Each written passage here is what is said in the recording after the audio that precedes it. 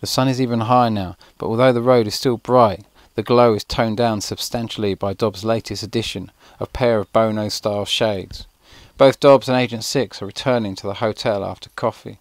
As they arrive, a taxi pulls up next to them.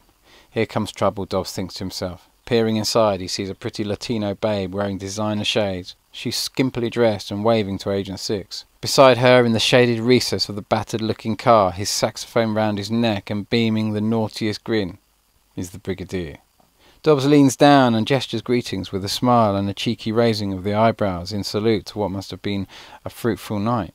The Brigadier and the girl are speaking animatedly in Spanish. He has no clue what is being said, but he assumes it to be a farewell conversation.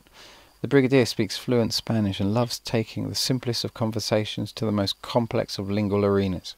He wouldn't think twice to correct anything said wrongly by relaying the simple 14 steps in qualifying and applying a conjugation. It's quite amazing what 5 years in a foreign jail can do for your linguistic abilities. In no time they're all up in the hotel room and huge rails of pestilence are lined up on the table. Time for judgment gets stuck on the back burner. Prudence thrown to the wind. In for a penny, Dobbs figures. There's no extra points for cash back for clean upholstery when the car finally goes to the scrapper. Well done for saving yourself, oh pure one, he thinks to himself as the first rail disappears up the 50 solly note and into his nostril. All aboard the locomotive, Agent 6 shrieks. He braces himself for a toxic burn, which is normally followed by, oh, that's really fucking smooth, whether it's like snorting a chainsaw or not. But to Dobbs' surprise, it really is quite smooth. He literally feels it running round his arteries and the intense toxicity of what feels like fingers of ice contracting round his heart. No matter how deep he breathes, each breath feels shallower and shallower as his heart centre shuts down and something else inflates. Suddenly Dobbs is the centre of the world, yet somehow a little disempowered all at the same instant. A few more lines though and he's flying. An hour later, they're all walking down the road with their bags as the hotel where they've been staying doesn't have any larger rooms until tomorrow. Dobbs comes to a halt suddenly, watching the Brigadier as he really sketchily stashes a bottle of ammonia in a tree right by the side of the road. It's broad daylight. Dobbs turns to Agent 6 and, trying to be as audible as possible to the Brigadier, says, "So what's this then? A clever trick to look really dodgy, or just something to make me feel like I'm hanging out with a guy who's got a serious fucking rock frenzy going on?" "Don't want to be caught with this shit," the Brigadier fires back. Dobbs is not so innocent as to know looking as guilty as fuck standing on the side of the street and stashing such paraphernalia in broad daylight probably isn't the best card to play. "Just give it here for fuck's sake," he demands, making light of the Brigadier's paranoia. Within a few minutes they're standing outside another hotel that Agent 6 had booked a little earlier. It has a distinctly Mexican vibe about it, and a much smaller front than the previous place, though it goes back considerably further. The building is clearly from a much older period, but beautifully maintained. Its lavish white walls are swathed in a tropical greenery, and a gabled porch adorned with terracotta tiles with its own little front gate leading to the main entrance. The thick, chunky oak uprights that support the porch area, aged to a deep, dark, solid finish, lend it an air of authentic antiquity, whilst a battered old Corvette sits out the front, bathed in bright sunlight, transforming the whole scene as though some prop in a movie set. Still feeling expansive from their earlier horse doses of pestilence, they take what is more of a suite than a room, and in no time at all the Brigadier is in the kitchen, cooking up a fuss. Agent 6, who's watching him intently, removes his Che Guevara army cap and runs one hand through his damp hair. He turns and stares at Dobbs, but his mind is clearly somewhere else, wondering where this is all going perhaps. Dobbs tries not to let it concern him too much though, and accept it as just another scene in the adventure. His world has already been turned on its head. What's this going to be in the grand scheme of things? The Brigadier is lighting tailor-made cigarettes, and rather than smoking them, he's placing them carefully upright, balancing them on their filter ends like tiny factory smokestacks. "Got to be smoked on a bed of ash, you see," he says. Dobbs hasn't quite worked it all out yet. "That sounds more culinary than it really looks," he responds. The Brigadier just gathers up all the ash on a piece of paper and is now fumbling for a lighter, and Dobbs remembers he's bought some clever little LED light that has a mini blowtorch on the end. "Seems there's no irony they're called crack lighters then," Dobbs says as he passes it over. The Brigadier fills the spoon with pestilence, then floods it with ammonia and carefully places it so it hangs over the side of the table before weighing down the handle with an empty cup. Then he starts heating the mixture with the intensely hot lighter. He nods at Dobbs.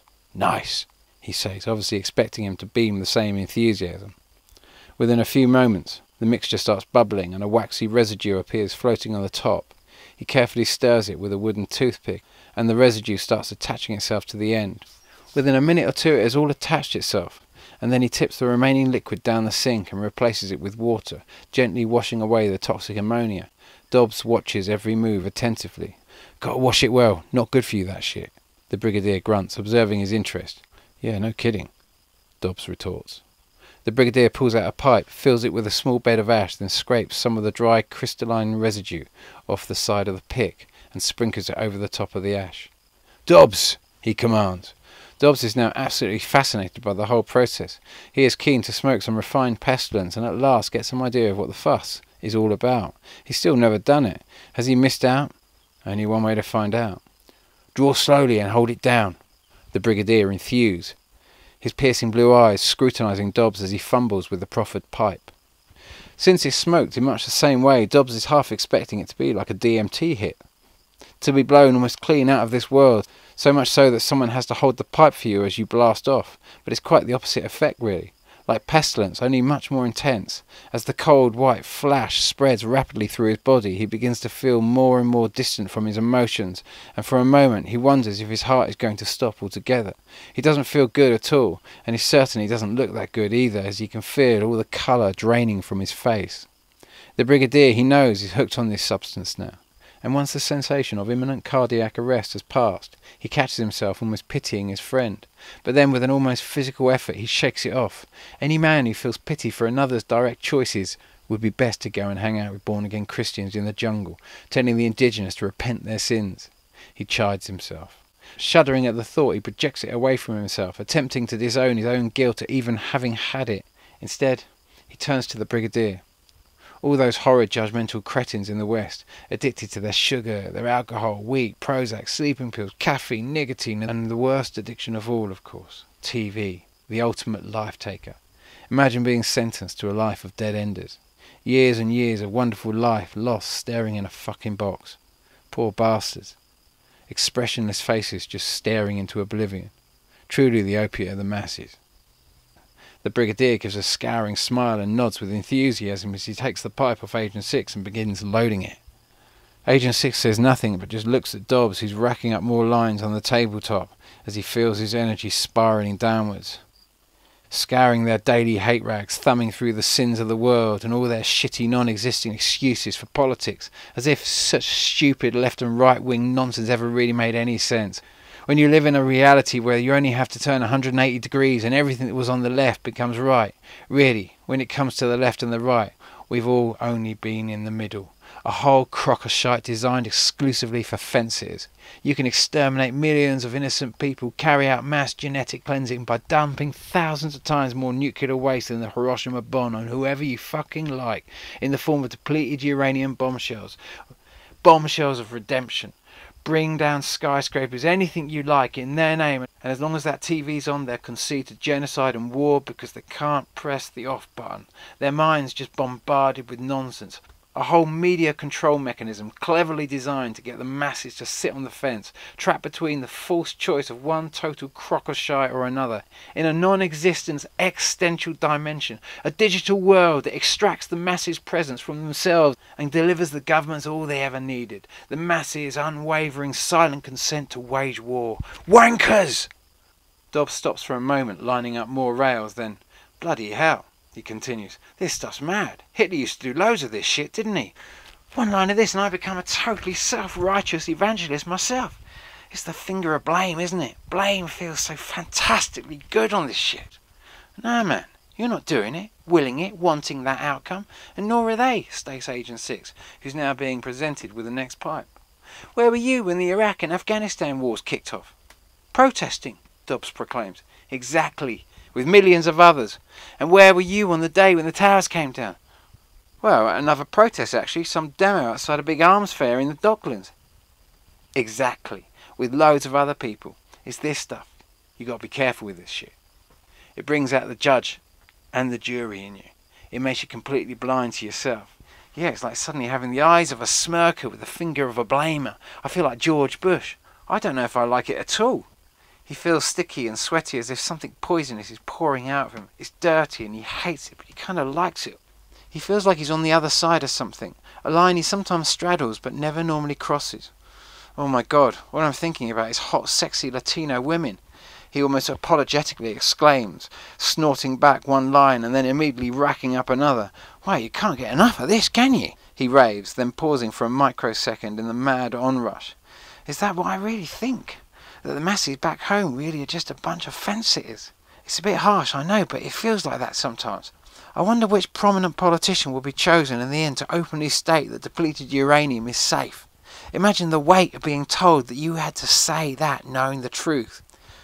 Who will they get? Because a lot of people are talking about it, and now it's not even a conspiracy theory. The masses out there just haven't quite realised the scale of the volumes involved here, but they're just beginning to grasp. It's mad. On this stuff, I'm not sad about it. I'm angry about it. And he draws out his fingers of blame as though a cowboy. I kind of like it. I got fingers of blame. A 3-hour session, and a whole bag later, and it's well into the evening and getting dark outside. The Brigadier makes a call, and the next thing the pestilence is replenished, and they're sitting in a casino with Lobo, an old friend of the Brigadier they've picked up along the way. Lobo's face is soft and calming. He's wearing a plain wool hat with no distinguishing marks, and is very casually dressed. He looks almost Native American, with a face like Chief Sitting Bull. Dobbs feels totally comfortable in his presence. They're all sitting round a roulette table, paying more trips to the bathroom than even the vast quantities of free drinks could warrant. The Brigadier is on a winning streak, but he's being careless. Lobo's playing occasionally and sparingly, as if appealing to the Brigadier's calm and attempting to settle him somehow. Agent 6 leans towards Dobbs. Lobo got lucky. The Brigadier and him served time in an Italian jail. One can only guess certain ingredients have played a part in it, he whispers, nodding at Dobbs and simultaneously winking at Lobo. But Lobo got on some reform program. Where you go and work, farming the land. He got paid as well, saved enough money to buy a farm for him and his family when he got out 4 years later. Lobo, the wolf. Generally called upon as a liaison between corrupt officials and gringos who just happen to have lost all their belongings. Luckily, the insurance should cover it. Speaks 8 languages, does our Lobo. Dobbs just smiles at the other man, observing his winning streak. Both he and the Brigadier are building a huge pile of chips, but despite Lobo's attempts to subtly pacify him, the Brigadier is beginning to look even more reckless and wild. Dobbs is barely playing at all. He's so stoked on the pestilence that the only thing he's really interested in is the incredibly well-formed body of the hostess with the mostess, who's been granted the unequivocal task of waiting their table. Noticing his attention, she turns and gestures with her tray to inquire if he wants a drink, but the only response he can manage is to look her up and down in a sleazy approval of her skimpily clad figure. She turns totally unimpressed and just walks away. Dragging his attention back to the table, Dobbs becomes aware that despite the pleasure of the reunion and the general attitude of abandonment, there's a strange energy between the 3 old friends tonight. It's as if they all know that this is somehow not the same Brigadier they all know and love, but don't want to admit it to themselves. Just as the thought forms in Dobbs's head, though, the Brigadier looks up sharply, as if suddenly becoming aware of the unwelcome attention. Catching Dobbs observing him, his icy blue eyes narrow and he pointedly returns the stare. "You're round, Dobbs," he states. His voice is cold and flat, and Dobbs is momentarily stunned by the order. "Give us 50 solis," he demands, ignoring Dobbs and placing his chips like a general strategically planning a great battle as the ball spins round and round, audibly slowing. But the croupier raises his hand and pushes them back off. Dobbs looks to see how things have gone, although taking little interest overall. A pile of chips is pushed towards Lobo and the Brigadier. It seems they're both on a roll. Catching the Brigadier's eyes, Agent 6 gives a barely noticeable signal and they scoop up their chips. Agent 6 has played like Dobbs, barely at all, and mostly with the aim of just enjoying the game rather than making money. Not the tactics of a gambler at all, just someone looking for a little distraction from the weight of other thoughts. After a few goodbyes and a little wheeling and dealing on the way home, they're back in the hotel room, and out comes the ammonia again. Dobbs's head is already whirling from the effects of all the chemicals and alcohol running through his system. He goes straight to his bed, downs a whole bottle of water, then lying down, pulls his sheets over him and closes his eyes. It's clear to all he's bailed out for the night, but whatever noises of protest the others are making is nothing to the reckless chaos in his head. He wishes he had some Valium to quell the screaming hysteria and twisted torments of his mind in its withdrawal from the pestilence. But he hasn't. Time goes by agonisingly slowly, each moment dragging like fingernails down a blackboard. He knows sleep is probably hours away, but he needs to step off the locomotive. Whatever they get from it, he clearly doesn't. It just feels toxic. When he finally opens his eyes, it's early morning and Agent 6 and the Brigadier have just arrived back from another excursion. Agent 6 looks sad and pale as though about to break down in tears. The Brigadier seems gaunt and almost broken. Dobbs knows he cannot go near either of them. Then it all reaches a head. The Brigadier, who's almost hemorrhaging sadness, looks like a submarine that's gone too deep and is imploding under the pressure. Something's obviously happened, as a good night shouldn't end like this. Agent 6 hugs the Brigadier, but somehow not so much with a feeling of union, as almost a way of saying farewell. Then they both retreat to their beds. Dobbs, watching the moment, feels a chill go through his body. Contradictory to his present actions, Agent 6 actually disapproves of pestilence, in fact of drug abuse in general. It's not so much that he feels one shouldn't indulge at all, as just exercise moderation and recognise that when the party's over, it's over. No regrets, just pick up the pieces and move on. The Brigadier, however, is lost to it all now. Agent 6 just doesn't seem to have much time for it anymore. Although they've shared a lot of history, and despite everything, he obviously still hopes he might pull out of it. But pestilence is like a credit card. You can keep drawing all the feel-good factors from your life, and never paying off the bill until suddenly you realise you've maxed out, and you finally have to come down. That's the moment every junkie dreads, because by then all that's left is emptiness and vast sadness. Dobbs feels very awake. The whirling pitch of withdrawal has all but gone, and he feels surprisingly normal now. Almost a little smug for having been able to bail out and pull the ripcord. He decides to take a wander down to the promenade. It's another fresh morning. He snakes the winding path through the manicured lawns and gardens, up along the Miraflora cliff edge, where all the new high-rises are going up, looking out to sea. He can see the surfers are already out in the swirl. It's still early though, and apart from a few joggers, the only other people about are the armed guards watching over various crews of what he assumes to be convict workers. It must be a better way for prisoners to spend their days than cooped up in cells, Dobbs thinks to himself, if they are indeed prisoners. It all seems very beautiful and tranquil compared to the previous night's activities. Miraflora's waterfront is a beautiful botanical promenade with winding paths that take Dobbs through no end of flower beds and looking points. He fills his lungs with the fresh sea air and can taste the aromas of the new day, even through his pummeled olfactory receptors. He feels the adventure of South America again, and draws sweet fresh breath right down into the depths of his heart, which despite the battering it's taken, is now coming back online. A few hours later and he's making his way back to the first hotel with the others, only this time into a bigger room as Bolivar is due later on that night or early the next morning. He's done the most sensible thing he can think of and picked up a pack of Valium from the drugstore on the quiet. He knows they may prove handy, and not just for long bus rides. He catches his reflection in the mirror on the way into the room. Strands of grey hair shine in the mid-afternoon light. He's getting older, he thinks to himself as he stops to examine his reflection. They're all getting older. Even the Brigadier, who with his pale skin, blonde hair and blue eyes, Dobbs has always credited with the kind of complexion that never really seems to age. The serious pestilence abuse is taking its toll on him now though, Dobbs thinks to himself. He's looking noticeably older, and his forehead is always spotted with those telltale tiny beads of perspiration that didn't seem a healthy sign for a man who claims to be as fit as a fiddle. Sure, there was a time when the Brigadier could always disguise it with occasional bouts of push-ups and pull-ups, but these days the lines on his face and the discoloration of his skin are beginning to tell another story. As soon as the door is shut, he turns to Dobbs. "Give us 50 solis," he demands.